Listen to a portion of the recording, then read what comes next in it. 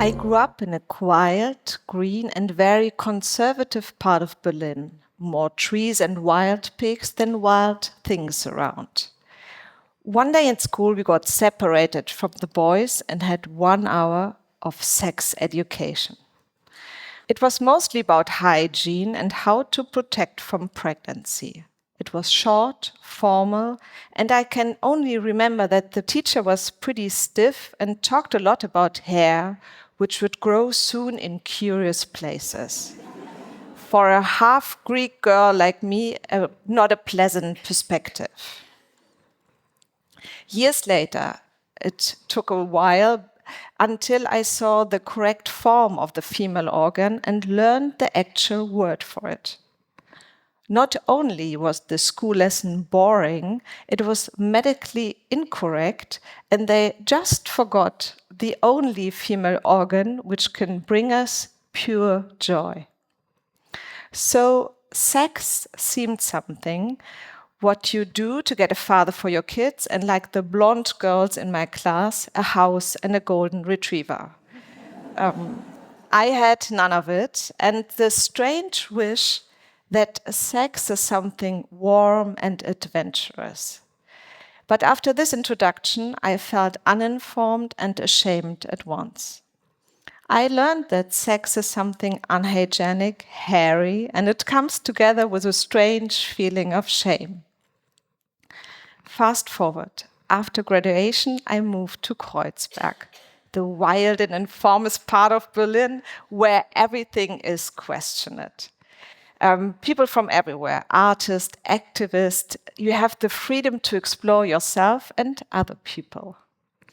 Kreuzberg was my new non-judgmental home. Festivals, open-minded people, and I totally enjoyed all of it. I wrote my thesis about Las Vegas and got married spontaneously right there. Shortly after, I was pregnant with my first daughter.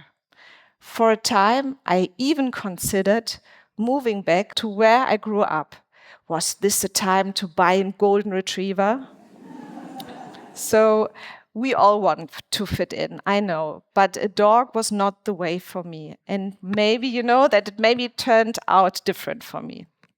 So accidentally, I landed on my first naked party.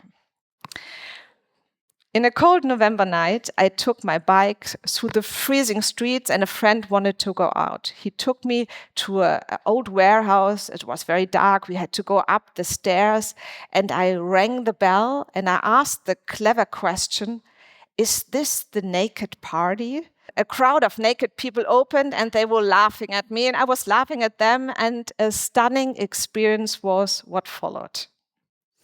I felt very insecure at the beginning. I think we all would do in the beginning, but then you experience something you can't learn anywhere else. So what followed was a stunning experience on all levels. How do you behave without clothes, stand, dance, or even sit? You look each other so much in the eyes. You're so much aware of arms, backs, or butts. All the layers are gone, what considered normal. And this event just gave me the feeling of being awake and present in the same time. So I started the podcast project Sex in Berlin and wrote the book Sex in Berlin, Guide to Love. In the past years, I have met and interviewed hundreds of people because I wanted to learn what sex can really bring us. So one day I found myself in an oil pool full of strangers. We were sliding around in a children's pool and had so much slimy fun. I went to a naked tea party with 60 other nudes, and it was hot and wonderful. Now you might think, okay, this is going on in Berlin, but what is in it for me? So it doesn't matter how old you are, if you're single, searching, or happily divorced. When you unlearn what sex, or this big word, can do for us all, we gain a big kind of power. As an example, I just joined a striptease workshop. Now I can't dance like a snake, but I understood how to hug someone, and that hearts can really connect in this moment. So every time when you go in a workshop, you learn something different and you discover something from inside of yourself, and you discovered how to connect to other people. And this is a kind of power you can take wherever you go. So one night I went to a kiss workshop, and since this day, I can look strangers in the eyes and make a deep and lovely connection instantly, because this is one of the first things you can do when you learn more about sex. You learn about connecting really and be really there in this moment, and from there everything else can follow.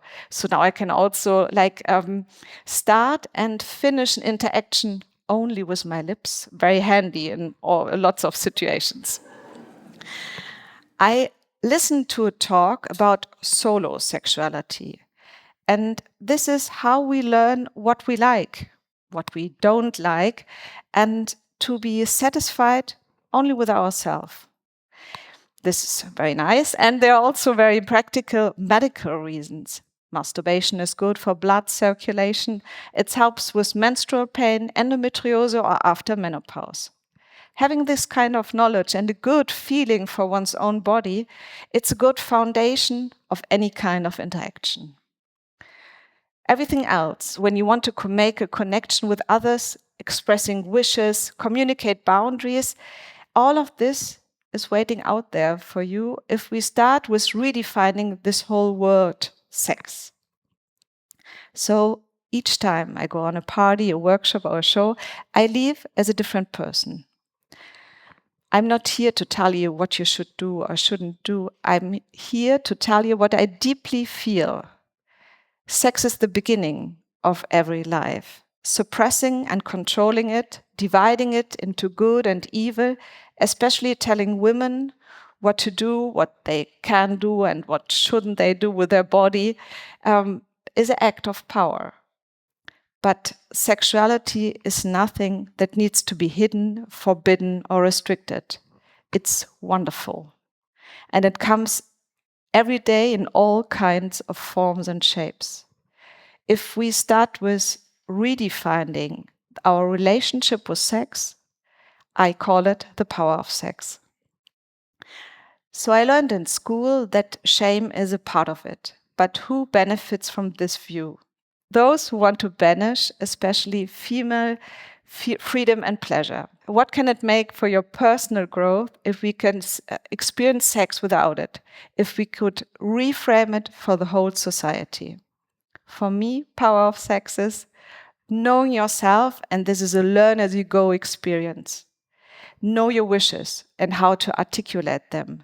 Set boundaries, say no if something feels off, but also talk about shame, question fear, and above everything, learn to open up. Our world is so full of patriarchal hate, violence, and judgment. Soft is the new strong. Allow yourself to be soft, with a strong back and an open heart. This is what sex really brings us. A well of love and very big and very small bites.